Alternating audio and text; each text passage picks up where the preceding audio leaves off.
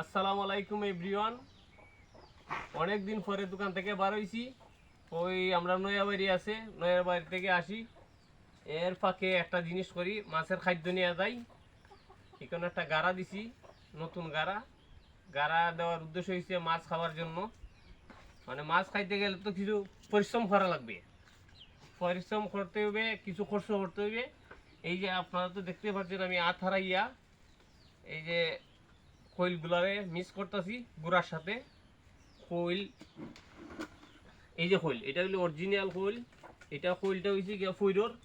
আমরা যে যে তেল খাই, সরিষার তেল, এই যে আমার দোকানে বিক্রি হয় সরিষার তেল, এই সরিষার তেলের খৈল। এটা খুবই টেস্টি, মাছের জন্য মাংসের জন্য ভালো খাইতে। এটা পছন্দ লাগে। 3-4 দিন তা বালতির মধ্যে ভিজাইয়া রাখা লাগে।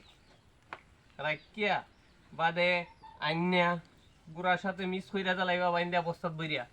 আর মাছাই এক কুন্ডা কুন্ডা খাবে, মাছ জ্বলাবে, প্রচুর মাছ গাড়ার মধ্যে থাকবে ওই রকম খাদ্য দিলে। সবাই দিবেন, সবার গাড়াতে মাছ থাকবে। আমারও গাড়াত মাছ থাকবে। আমি চাই না একলা খালি আমার গাড়াত থাকতো না, অন্যজনের গাড়াত থাকতো না। সবার গাড়াতে চাই মাছ থাকতে। সবাই খাইবে, এখানে সবারই হক আছে। কেউরে মাছের সবের হক আছে, খালি আমার এখানে না। ওকে।